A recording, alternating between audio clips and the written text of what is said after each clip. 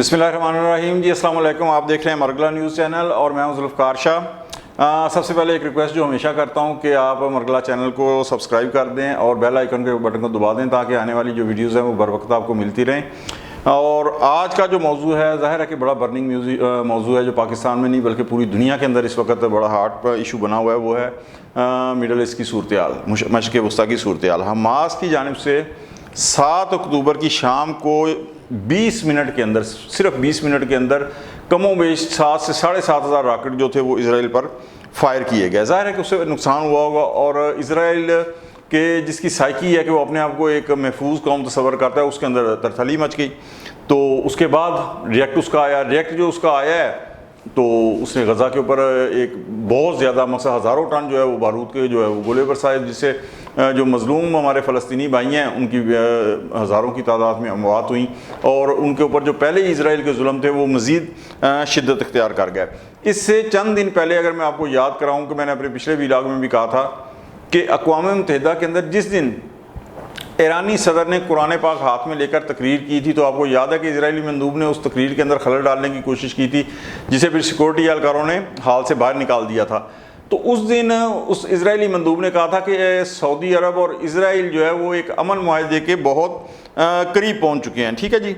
अच्छा, अगर ये अमन मुआहदा हो जाता तो सऊदी अरब, टर्की, मुत्तहिदा अरब अमारात, बहरीन, कतर और उर्दन समेत कई ममालिक जिनके इजराइल के साथ करीबी तल्लक हैं वो और जो है ना ताल्लुकात में गर्म जोशी आ जाती। ठीक है, इनमें से कई के तो सफारती ताल्लुकात भी हैं, जिस तरह कतर हुआ या टर्की हुआ, मिस्र हुआ, ये सारा कुछ हो जाता। अब आप ये सोचें कि ये मुआहदा होने जा रहा था तो जिन ममालिक के मैंने नाम आपको गिनवाए हैं कि जिनके बड़े करीबी ताल्लुक हैं इसराइल के साथ, पसे पर्दा भी और अब तो वो ज़ाहिर है कि खुलेआम भी ज़ाहिर हो गए थे कि इजरायली जो वज़ीर सियाहत था उसने दौरा किया तारीख़ में पहली मरतबा सऊदी अरब का, और अल्लाह आपका भला करे सऊदी अरब के एक वफ्द ने जो है वो दौरा किया मकबूजा पट्टी जो है फ़लस्तीन की इजरायली हुकूमत की इजाज़त के साथ। ठीक है जी।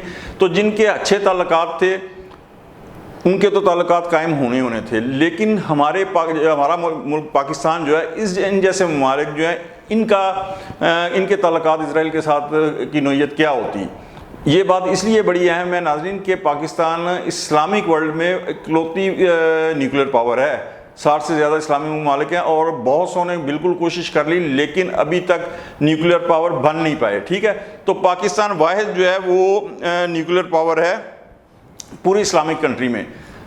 तो इन जैसे ममालिक के इजराइल के साथ कैसे ताल्लुकात होते, ये बात यकीनी तौर पर कही जा सकती है कि अगर इनकी जो दुश्मनी की फ़िज़ा है, दोस्ती की फ़िज़ा कायम ना भी रहती तो दुश्मनी की फ़िज़ा कम अज़ कम ख़त्म हो जानी थी। इस वजह से कि पाकिस्तान के ऊपर सऊदी अरब के बहुत ज़्यादा एहसानात हैं। बहुत सारे मुश्किल वक्त जब आया, जब भी बल्कि मुश्किल वक्त आया, सऊदी अरब ने पाकिस्तान को हमेशा उस मुश्किल वक्त से निकाला, इमदाद दी और जो पाकिस्तान की ज़रूरियात थी उन्हें पूरा किया। तो सऊदी अरब के लिए अगर पाकिस्तान जैसा मुल्क के पूरे आलम इस्लाम के अंदर ये बात भी एक तय है कि पाकिस्तान के अवाम जिस हद तक जज्बाती लगाव रखते हैं फ़लस्तीनी अवाम के साथ, फ़लस्तीनी काज के साथ, फ़लस्तीन की लीडरशिप के साथ। यासर अरफ़ात तो एक बहुत मकसद पाकिस्तानी अवाम के लिए एक हीरो का दर्जा रखते थे।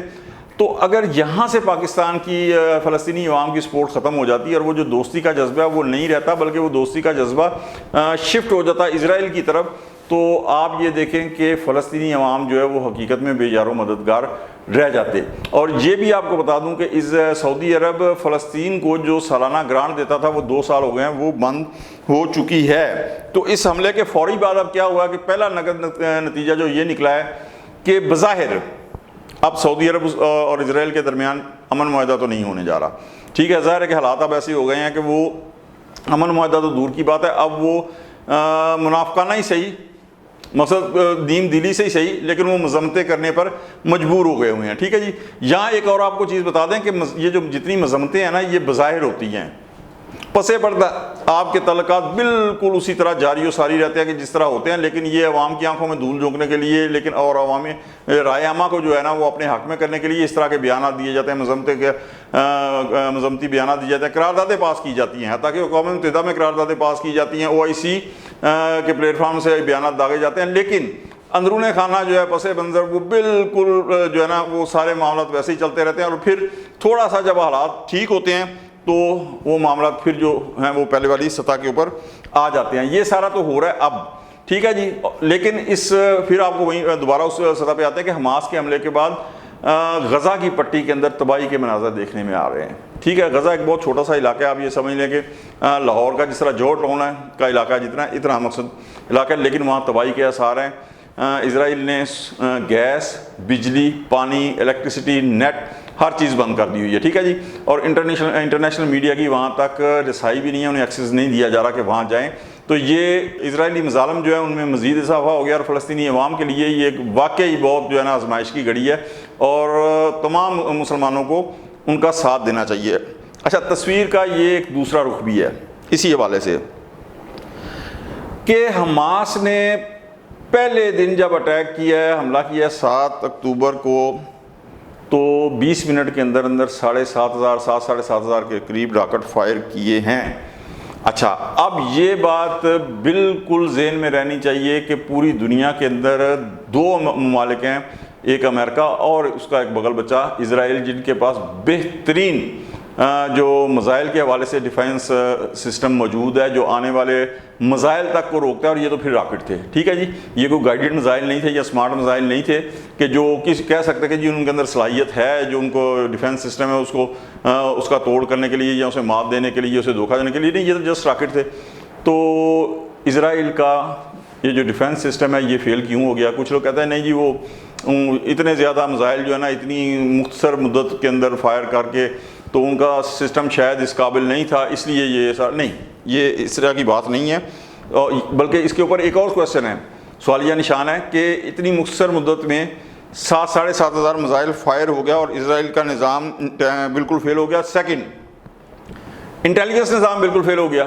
یعنی اسرائیل کی ناک کے نیچے یہ سارا کچھ ہوتا رہا, ہزاروں نہیں بلکہ اس سے بھی اوپر آپ چلے جائیں, ہزار میزائل جو ہیں وہ ڈمپ ہوتے رہے, کہیں ویئر ہاؤس میں آئے. ظاہر ہے کہ یہ کوئی فیکٹری تو نہیں لگی ہوئی غزہ کے اندر یا فلسطینی علاقوں کے اندر, کوئی فیکٹری تو نہیں نا میزائل راکٹ بنانے کی لگی ہوئی, کہیں سے آئے ہوں گے نا, یہ پورا ٹریول کر کے آئے ہوں گے سینکڑوں ہزاروں کلومیٹر دور. لیکن وہ بھی انٹیلیجنس نیٹ ورک فیل ہو گیا, اور صرف اسرائیل کا فیل نہیں ہوا بلکہ اسرائیل کی موساد کا فیل ہو گیا, امریکن CIA کا فیل ہو گیا, انگلینڈ کی M5 کا فیل ہو گیا, اور دنیا بھر کی جو انٹیلیجنس ایجنسیاں ہیں وہاں ان کا اشروں سے یہ فلسطین اور اسرائیل کے علاقوں میں انٹیلیجنس نیٹ ورک ہے وہ سارے کا سارا فیل ہوگا. کسی کو پتہ ہی نہیں چلا کہ پائنا اینا جلانا وہ راکٹ سارے جمع ہو رہے ہیں اور وہ کدھر کہیں نہ کہیں جو ہے نا انہوں نے فائر ہونا ہے, اور جہاں رکھے گئے ہیں وہاں بھی انہیں جو ہے نا وہ پتہ نہیں چلا.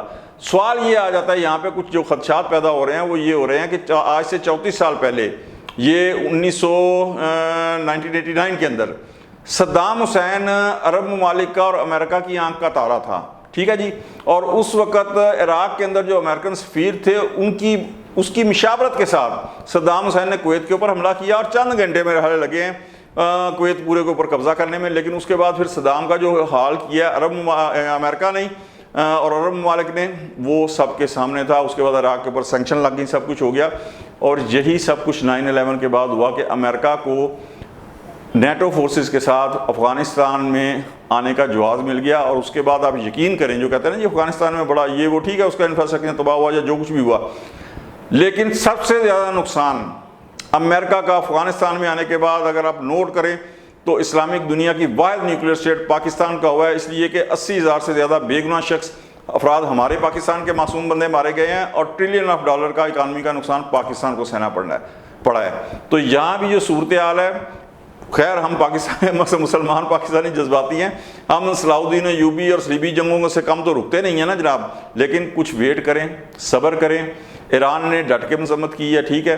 اس کے بعد سعودی ولی عہد محمد بن سلیمان نے ایرانی پریزیڈنٹ اور ٹرکش پریزیڈنٹ جو ہے طیب اردگان, ان کے درمیان بھی پہلی دفعہ یہ ٹیلی فونک رابطہ ہوا ہے سعودی ولی عہد اور ایرانی پریزیڈنٹ کے درمیان. تو دیکھیں کہ انتظار کریں کہ اس صورتحال سے آگے نکلتا کیا ہے. جلد نتائج اخذ نہیں کرنے چاہیے, جس طرح ہم نے 9/11 کے بعد کہا تھا جی وہ فتح کر لیا, امریکہ تباہ ہو گیا, یہ ہو گیا. نہیں, تھوڑا سا انتظار کر لیں, اس کے بعد دیکھیں کہ یہ جو صورتحال کریٹ ہوئی ہے اس کے اصل نتائج کیا نکلتے ہیں. آج تک کے لیے اتنا ہی, اگلے ویلاگ تک کے لیے ذوالفقار شاہ کو اجازت دیجیے. اللہ حافظ.